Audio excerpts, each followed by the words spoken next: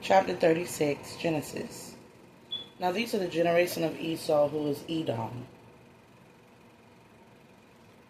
Esau took his wives of the daughters of Canaan, Adah, the daughter of Elon the Hittite, and Aholibamah, the daughter of Anah, the daughter of Zibeon the Hivite. So he took Az, Adah, and Anah, Aholibamah. These names have the breath of life in them. And Bashemath, a she, Ma'at. This daughter has the breath of life. One has the holy Bama, Aholibamah. That's her name, Aholibamah. She is a holy Bama. Now, in order to understand she's a holy act, you have to look up the name of Bama or Obama. Okay, so that's a very holy name, which has the mother grid in it, the holy grid in it, and Adah, and Anah. These are daughters of Zibeon the Hivite. Right? So these are very special women. And Bashemath, Ishmael's daughter, Elohim Ishmael, daughter, sister of Nebajoth, Abba, but she is not she's not a spirited breath giver. Omphalos,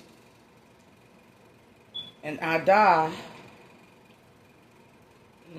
bare to Esau Eliphaz, and Elohim, and Bashemath bare Ruel, and Elohim Ru, and Aholibamah bare Jeush, and Ja'alam, and Korah. And these are the sons of Esau, which bore unto him in the land of Canaan. And Esau took his wives, his sons, his daughter, and all the persons of his house, his cattle, all his beasts, and all his substance, which he had got in the land of Canaan, and went to the country from the face of his brother Jacob. For their riches was more than they might dwell together, and the land wherein they were strangers could not bear them because of their cattle. They had women. These daughters were mighty powerful life givers. They had the energy of Ra, the Adonai in them. They had the Na in them, the Ra in them, the Ba in them, the holy Bama. They had the warrior energy. They had a lot of energy, these women, that they took as wives, to the point where the wealth that was generated from having them as wives and bearing Elohim children.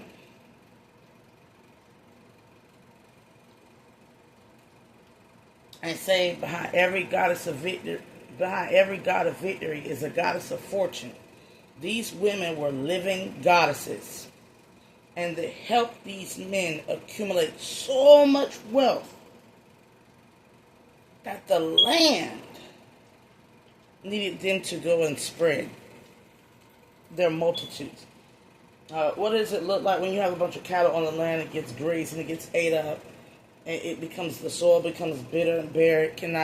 It's too much going on. So they had to go and spread in the country, right? Because their riches was too great.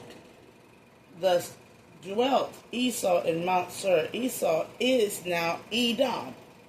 He is now the land, because he is the wealth of the land. And these are the generations of Esau, the father of the Edomites, and Mount Seir. He had so much, and he gave birth to powerful children of great wealth from great goddess of inner goddess in the women, fortunate goddesses, that the land is saying he is of this earth. This is who he is, and therefore every child of this land is now an Edomite, which is the descendant of Edom, who is now Esau.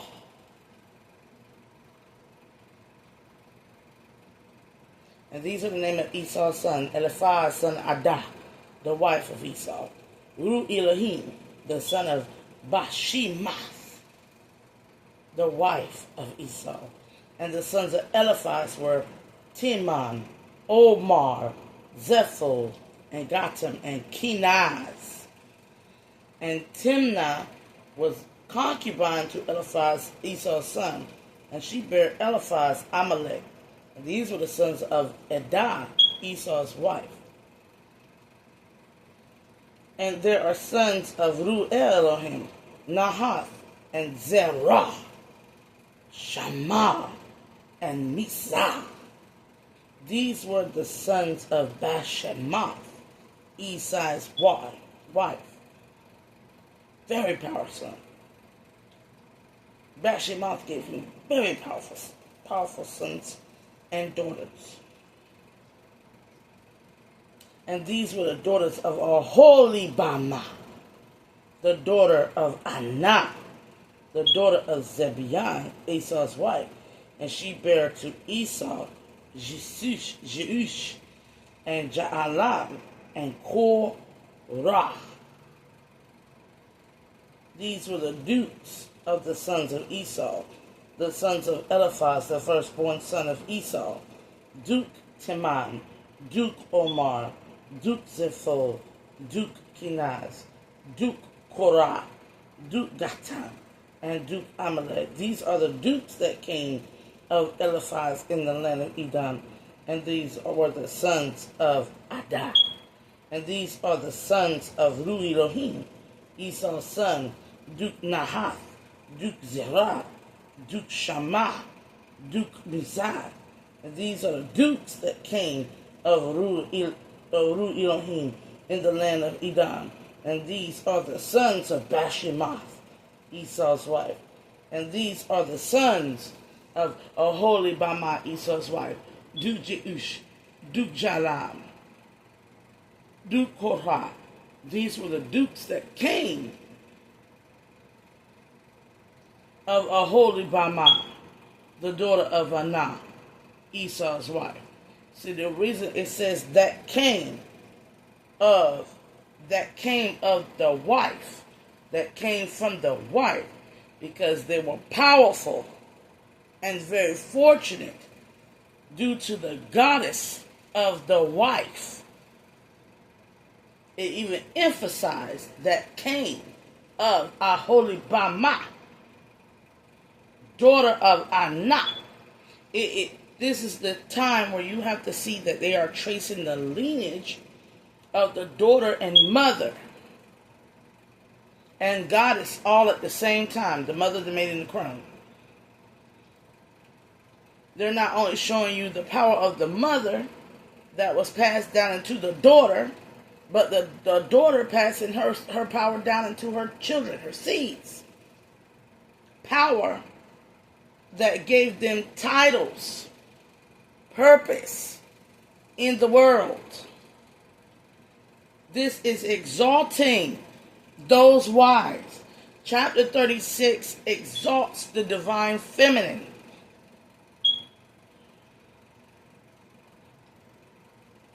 These are the sons of Esau, who is Edom, and these are their dukes. And it exalts Esau, because he is now the man, the Edom of the earth dome. This is now his dominion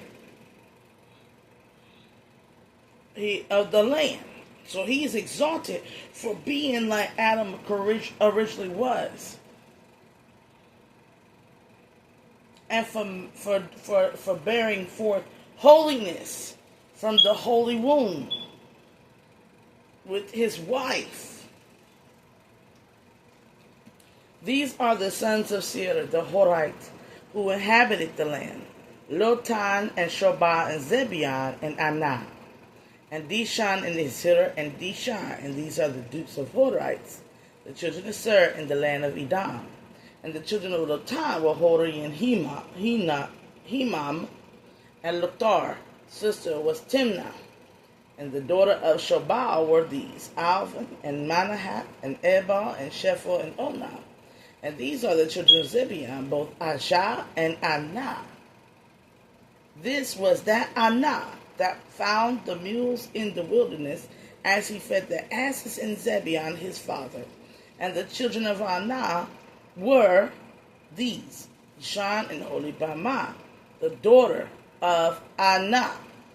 And these are the children of Dishan: Hemdan and Eshban and Ithran and Cheran. The children of Izhar are these: Bilhan and Zaavan and Akan. And the children of Dishan are these: Uz and Aran. And these are the dukes that came of the Horites: Duke Lotan, Duke Shobal, Duke Gibeon, Duke Anah, Duke Dishan, Duke Ezer, Duke Dishban, and are the dukes that came of Hori among their dukes in the land of Seir. Anah, Duke Anah. And these are the kings that reign in the land of Edom before they reigned any king over the children of Israel.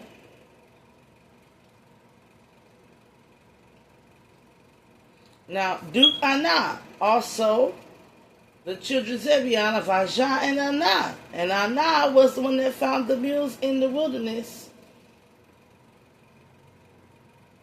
And Anah was also named in the likeness of Anah, Esau's wife.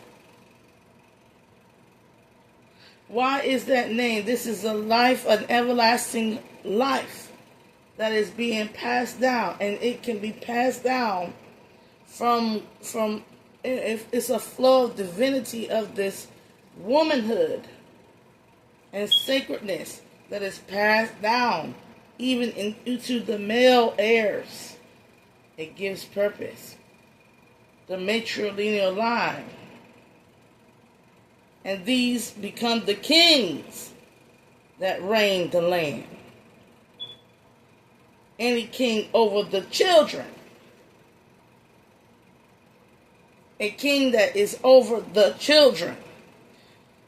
To be a king, you must prioritize the children and the divine feminine, who passes the essence of purpose, fortune, fertility, and multiplicity through all that is born. This is a matrilineal line with kings in it.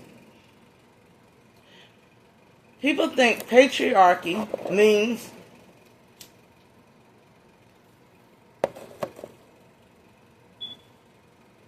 men and kings rule, and matrilineal means the opposite. No. Matrilineal means all children endowed with the Holy Spirit of the divine feminine, in essence, can rule. Matrilineal is about all children having fair rulership. Why they call them fair women? Multiplicity and fruitfulness. Remember, fair meant healthy. Holistically healthy. Meaning wholly healthy. Whole.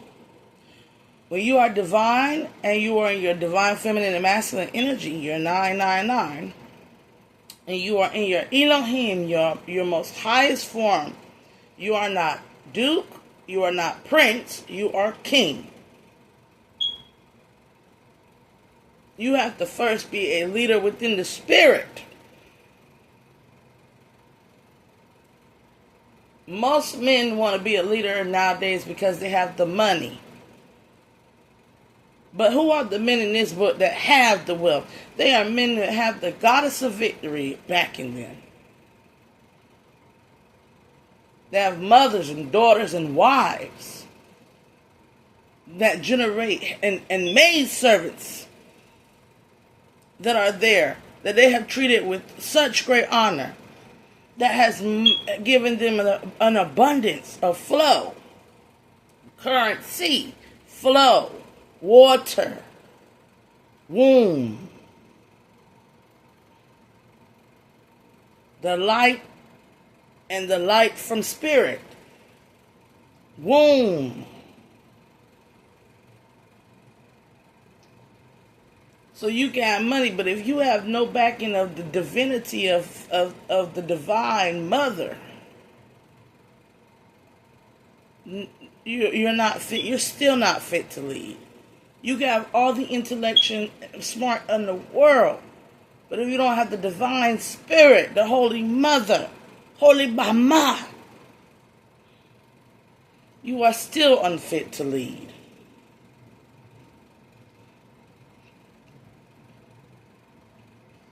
If your birth from your mother is unholy, you are unfit to lead.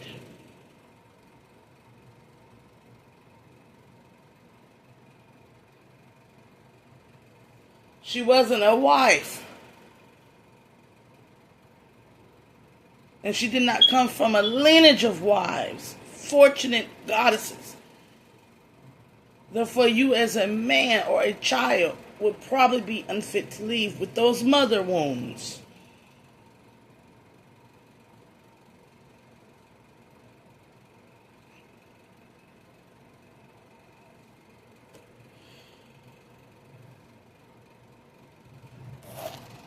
Especially during this time where it is to defile her to not marry her. Therefore, when a man sleeps with a woman and he defiled her, he took away her opportunity to be divine. Sleeping with her and not bearing no children, spilling his seed, waste. He defiled her.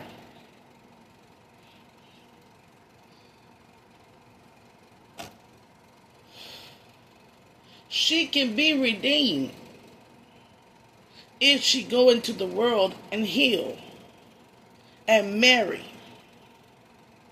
and not be defiled by having another child in the degradation of womanhood, which is out of the holy divine union intermingled into her sex, which is marriage.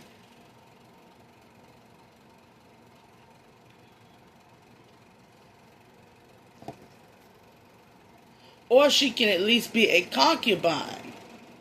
See, this Bible doesn't even shame whores or concubines. It didn't shame them. Because as long as the concubine is accepted into the fold and treated amongst the maid servants in righteous energy, even the concubine can be made holy. For her positioning is to use her sexuality as a tantric healing method. There are not that many women in the world that is doing that. There are not that many temple priestesses as concubines. A lot of women are out here sleeping around and they are doing it for unholy means. Ill intentions, energetic siphoning, succubus, incubus spirits. All over the place, Jezebels.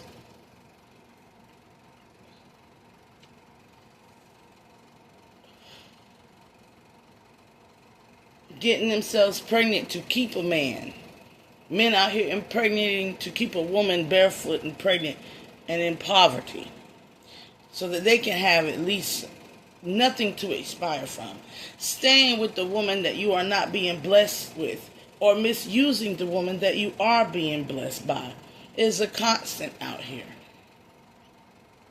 If you're being blessed by a woman and your life gets better and the fortune increase in your life and you defile her, you sexually use and misuse her power, magnetism, and then cheat, lie, run around here doing everything.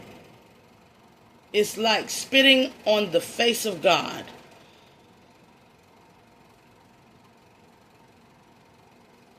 It is better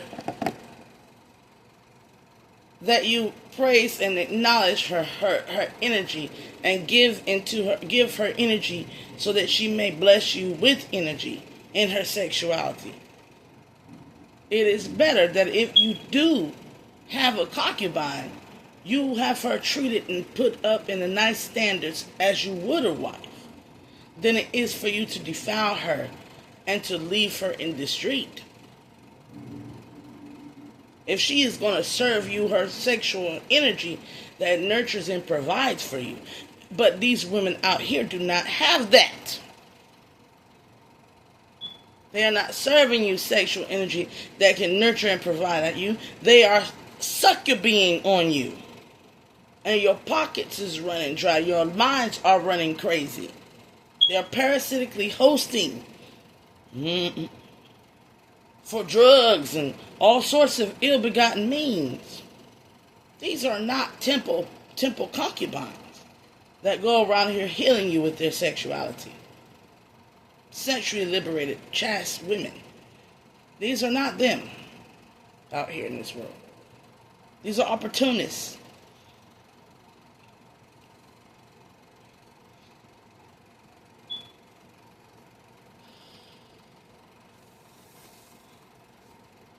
So what you have is even the sexuality of a free woman who will never marry, free in spirit, has been degraded in society by women through the opportunity of exploitation by patriarchy, ruled by men. Irresponsible men create degraded womanhood which sires unwanted progeny.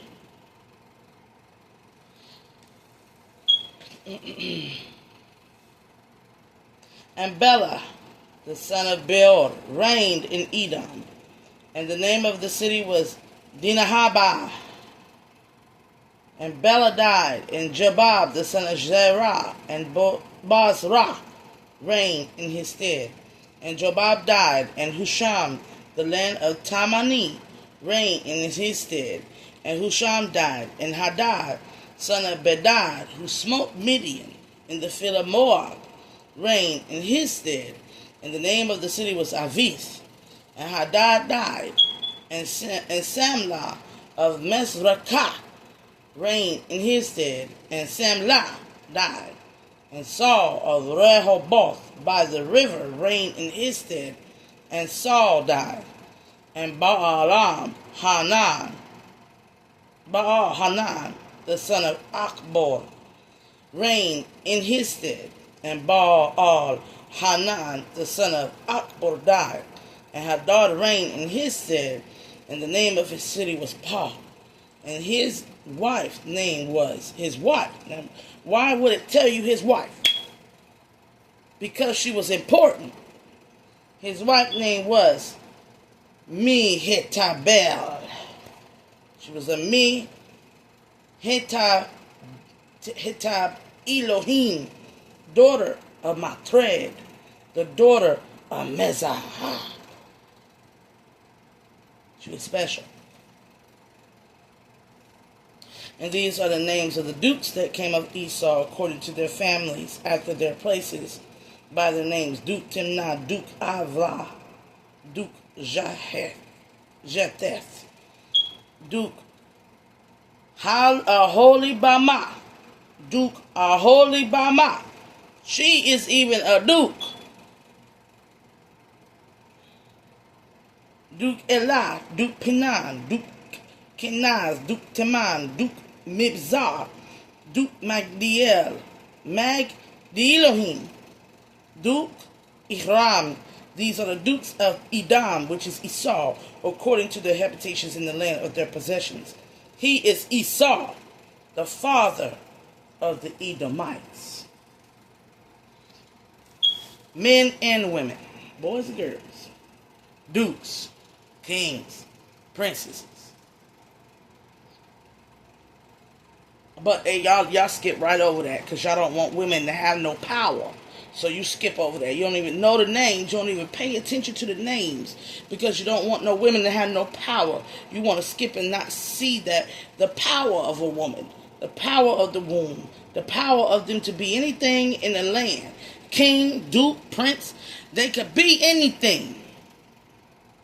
And they was all recognized with goddess lifehood energy. Ah, Ma, Ka, Ra.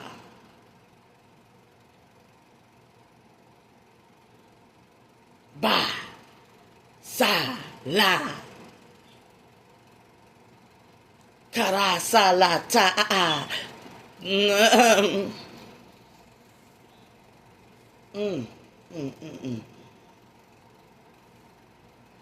And Jacob dwelt in the land, wherein his father was stranger in the land of Canaan. And these are the generations of Jacob. Joseph, being 17 years old, was feeding the flock with his brethren. And the lad was with the sons of Bilhah, and with the sons of Zilpah, his father's wives. Why would they mention them if they were not important? And Joseph brought unto his father their evil report. Now, Israel, he loved Joseph more than all his children because he was the son of his old age. And he made him a coat of many colors. So he favoritized one of his children. This takes us back to Cain and Abel. How Adam favoritized one of his children. The story of Cain and Abel and the offerings was not to God. The Lord of the household was Adam after he was cast out in the garden. So when they were bringing the offerings, Cain and Abel was not bringing it to the Lord thy God, who behold, lo, thy God, Lord of lords, above thee, bringing him to the already their earthly master, which at that time was Adam. So when people go, oh, Cain and Abel brought the Lord, and the Lord God, and they're trying to make this mystical no, the Lord of the house, my Lord, my lady, was Adam. He was the earth tiller of the natural world. He was the one that ordered the natural world outside of Eden first. Therefore, he was the Lord of the natural world. He was Adama. He was the first God of the natural world. The first ascended Lord, Master, earthen Master, Lord. That's what that means, earthly Master of the natural world. Okay, so this is talking about that karma coming back.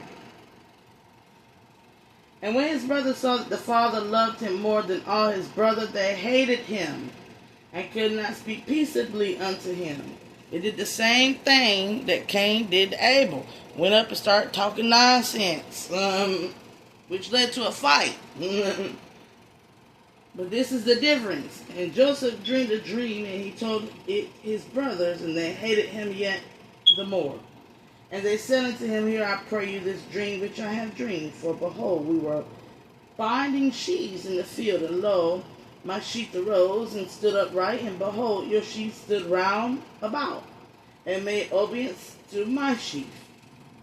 And his brother said unto him, Shalt thou indeed reign over us, or shalt thou indeed have dominion over us?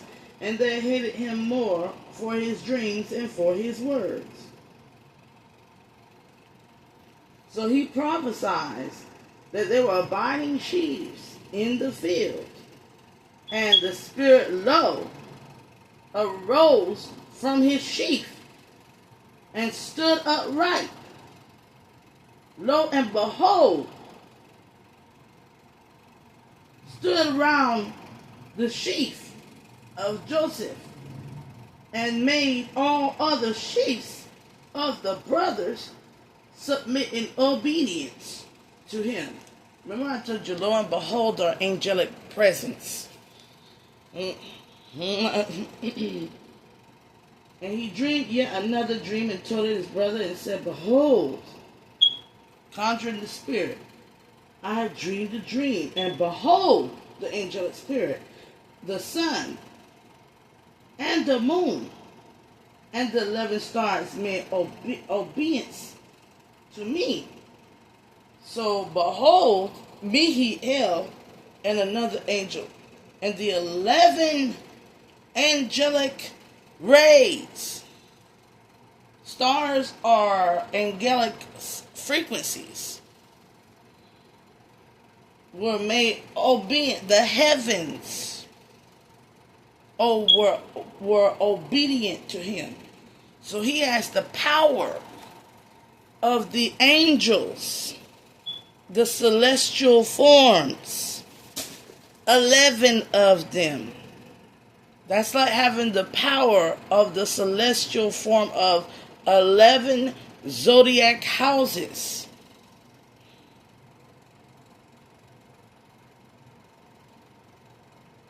And he is the 12th, the 13th son, which is the 12th and 13th is Saturn. So this whole Satan and this and that, and that, please be quiet. Capricorn and Aquarius is ruled by Saturn and Uranus, the water bearer, and karma times 2, purposeful living. His purpose is of high divinity, and when you match them with the new 13th zodiac sign, which is Archipelius or something like that, it is that which is infinite. This is the infinite 8, the one that always will come back around, because his purpose is to serve karma. So he is what you would call modern day chosen or earth angel. Mm-hmm. And we are the incarnates of failed past life karma. Every time we come back to make the ones that wronged us in the previous life have a new, fresh, infinite opportunity to do us right in this life. This is Abel coming back as Joseph.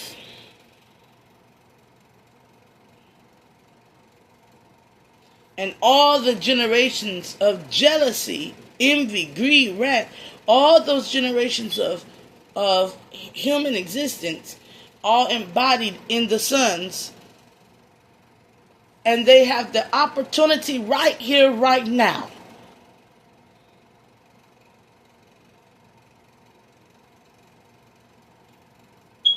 These men have the opportunity to be of divinity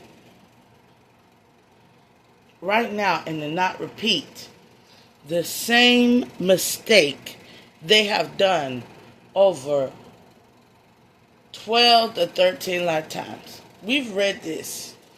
We know how many times that the child of the Divine Mother, of the Holy Spirit of the womb that conjures forth life, has been consistently enslaved, beat, murdered, killed. We know this is a repeating. As you go back and you hear my other stories, we know we are repeating the new cycle. Are you going to do right the first time?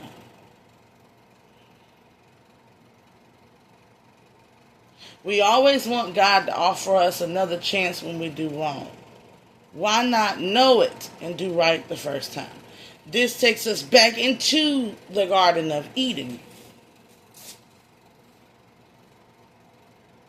So it is also bearing the sins of Adam and Eve. Eve, knowing to do right the first time, would be not to even entertain a serpent in the garden telling you to eat something. Adam, knowing to do right the first time, would not have been to partake with Eve anything, and to let Eve receive her punishment by herself. Matter of fact, to take it a step further and to go and report to the Lord Most High what Eve had done. Or for Eve to go and report to the Lord Most High what the worm in the garden was trying to weasel into her being.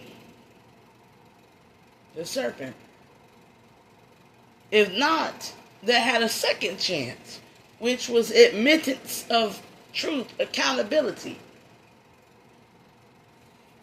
which Adam should have took accountability for just wantonly going along with the program when he knew it was wrong, and taking such offering. Because in that sense, he favoritized his helpmate more than he favoritized his creator. When men love women, now I'm talking about modern men because y'all are not like Adam, not physically nor lifespan. When men favoritize the sexuality and objectification of their wives, their helpmates, over the Most High, you already failed. The Most High come first before any man or woman. The Most High come first before any spirit. When women favor these lesser spirits, let's talk about it. When we go and we all triple goddess, mother, maiden, crone, all these other deities, this and that and the third, we ancestors, but we do not favor the Most High. Because women tend to lean on the spirit world for understanding, but not lean into the most omnipresent high presence there is, out of fear that it is a man. But it is not, we know better. It is not man nor woman. We are in its likeness. We are a reflection, a imagery. We all are rays of eminence of the imagery, man and woman. Therefore, what we are adhering to is both us as perfectness, divinity in one. Holy Mother, Holy Fahater,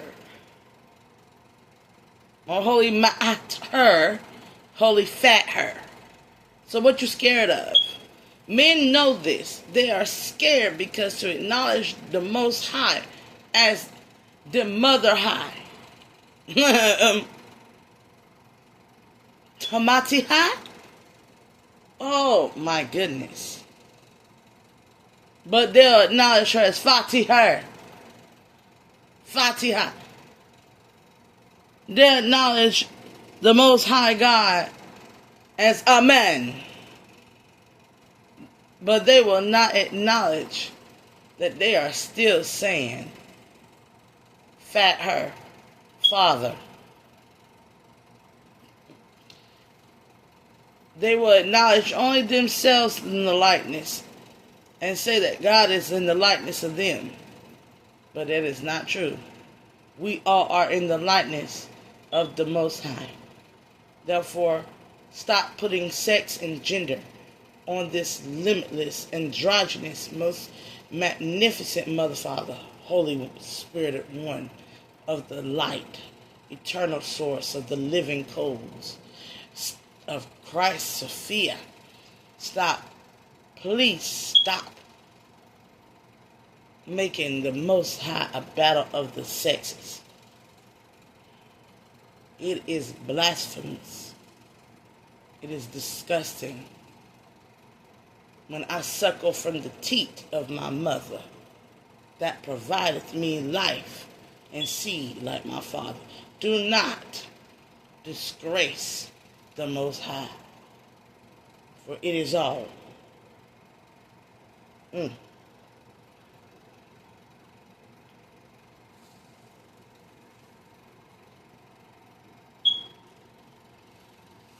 he told it to his father and to his brethren, and his father rebuked him and said unto him, what is this dream that thou hast dreamed?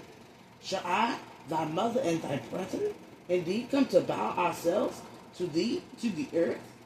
And his brother envied him, but his father observed the same. And his brother went to feed their father's flock in Shechem. And Israel said unto Joseph, do not thy brother feed the flock in Shechem? Come, I will send thee unto them. And he said to him, Here am I.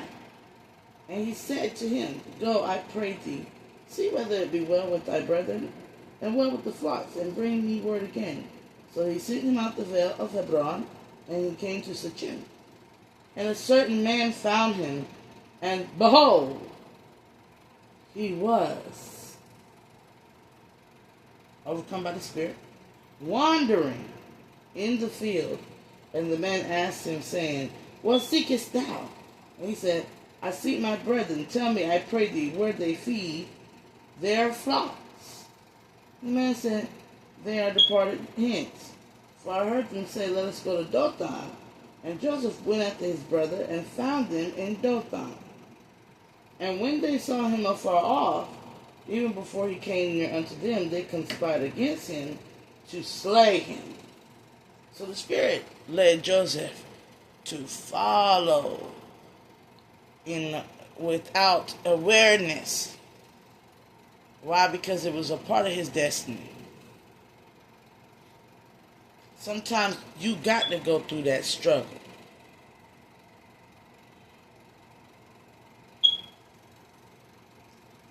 And they said to another, Behold, this dreamer cometh.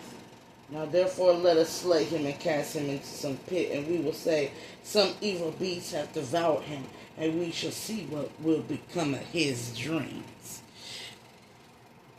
They made him stronger, attacking him, doing things to him, hurting him. He's the chosen. If I sat around in luxury and lavish all day and naivety, being coddled and coddled and coddled, what strength shall become of me? For comfort be a slow killer. You are put through your struggles to become greater, better, and most good. Most good, holy, healed. Your battle wounds are not the battle that you created upon others, but it is a battle that was created onto you. You're not supposed to be out here cursing, hexing, lying, slandering, starting drama when your life in itself has a purpose that is going to mold you with pressure. Why are you starting shit with others? Why are you accepting these friend groups and these things into your life when the inner workings, your own purpose to make you in your perfected holiness of the good as you are, it's just enough work. It is the inner working is the work.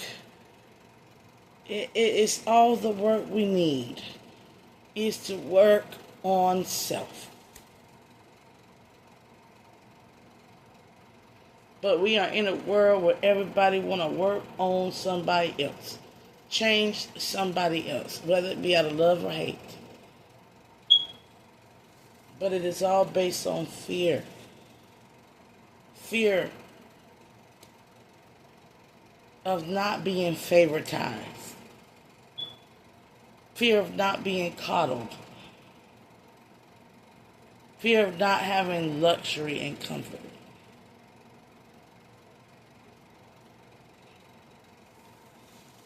But the work must be done in order for anybody to truly obtain it.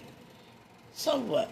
He sits around lounging all day. If he was left alone, he would eventually have to learn how to do something. You honestly think he would have sat around not being anything as the favorite son? He will be made to learn, made to work, made to strengthen some portion of his being And it would have been agony just as working in them fields. A lot of people think that working on the spirit and the mind is easier than working hands-on. Let me tell you something.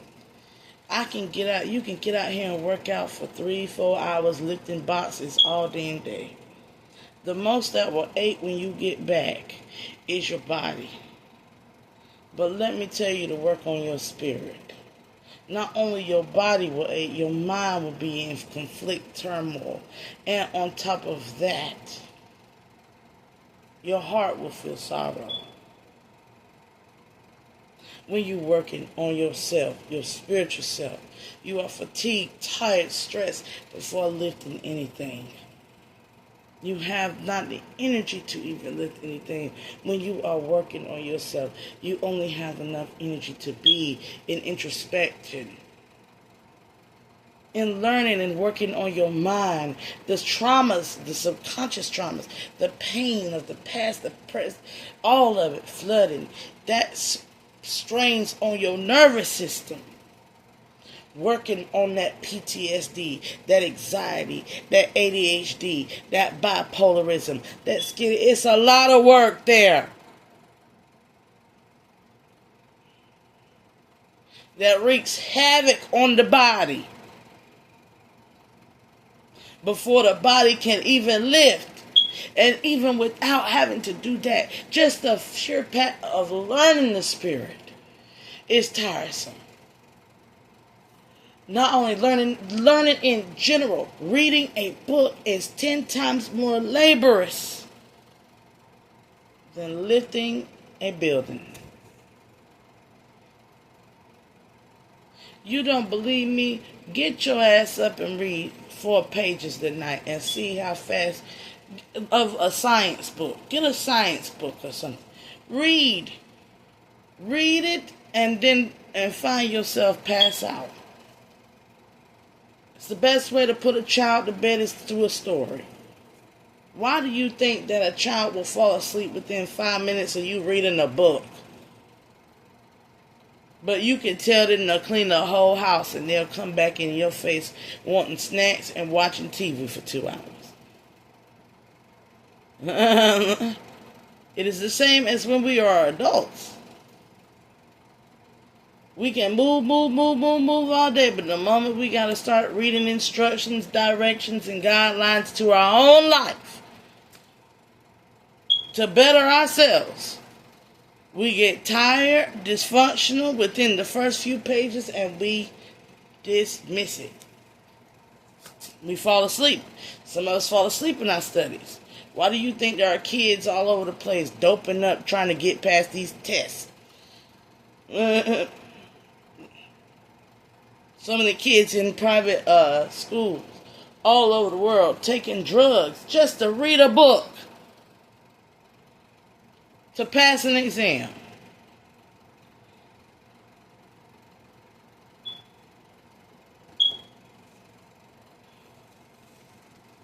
Let us continue. And Reuben heard it, and he delivered him out of their hands and said, "Let us not kill him." And Reuben said unto them, "Shed no blood, but cast him into the pit that is in the wilderness, and lay no hand upon him, that he might rid him out of their hands, to deliver him to his father again." So Reuben was saying, I'm gonna give them the satisfaction of at least thinking they got rid of him, and then I'm gonna go snitch, and I'm gonna give him back to my father. It came to pass when Joseph was to come to his brethren that they stripped Joseph out of his coat of many colors that was on him, the rainbow, the rays. And they took him and cast him into the pit, and the pit was empty. There was no water in it. And they sat down to eat bread, and they lifted up their eyes and looked, and behold, the Spirit, a company of Ishmaelites, came from Gilead with their camels, bearing spicery and balm and myrrh, going to carry it down to Egypt. So now the Spirit sends these buyers, sellers, marketmen, upon the journey, right? And Judah said to his brethren, "What profit is if we slay our brother and conceal his blood? Come, let us sell him to the Ishmaelites, the Ishmi, Elohim elites, and let not our hand be upon him, for he is our brethren in our flesh. And his brethren were content. And there passed by the Midianites, merchantmen, and they drew and lifted up Joseph out the pit, and sold Joseph to the Ishmaelites for 20 pieces of silver, and they brought Joseph into Egypt. So if it wasn't for the Ishmael, the Elohims of the Ishmael of the elites, he would have never had access to. These were they were elites. They had access to higher people, higher ups. And Reuben returned into the pit, and behold, Joseph was not in the pit. And he rent his clothes, and he returned unto his brother and said, the child is not, and I whither shall I go? And they took Joseph's coat, and killed a kid of goats, and dipped the coat in blood.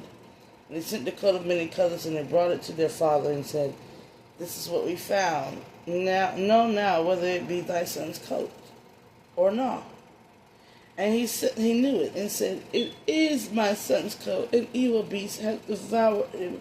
Joseph is without doubt in pieces. So they fooled Reuben.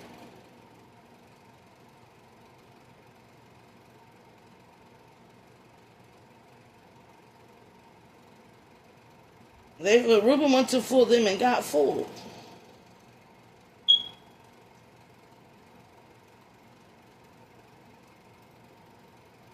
Reuben wanted to take the brother back and give it to the father. But the brothers was tricked. But lo, the Spirit made sure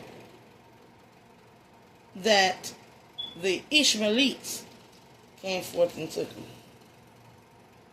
Because had the Ishmaelites had not taken him, the household would have been in uproar. Because the truth of the conspiracy would have destroyed this family. Because Reuben would have retrieved Joseph.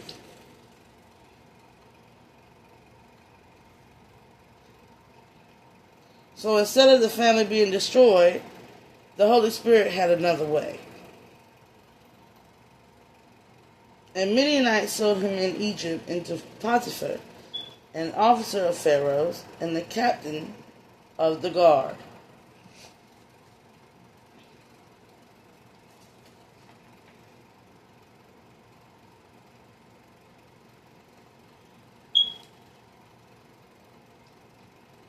See, we be trying to fix the problem our own way.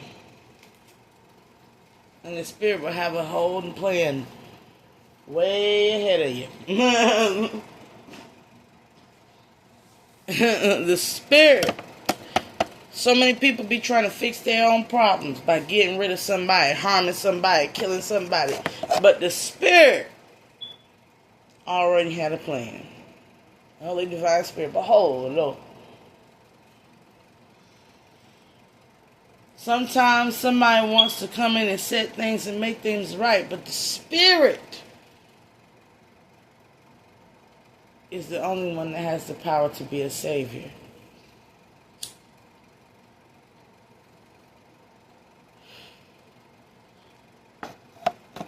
Sometimes we don't want to be greatest God. We don't want this birthday God. Oh, Lord, but the Spirit already knows we're going to pull through. We'll be all right.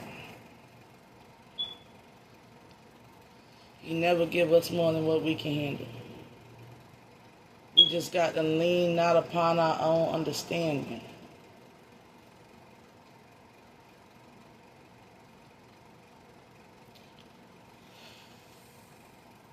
It's a beautiful day. The rain and the flow. Magnificent.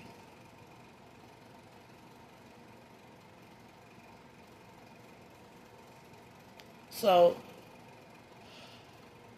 let the day be a day where you have faith that everything will work it out. It will work out. The truth will be known.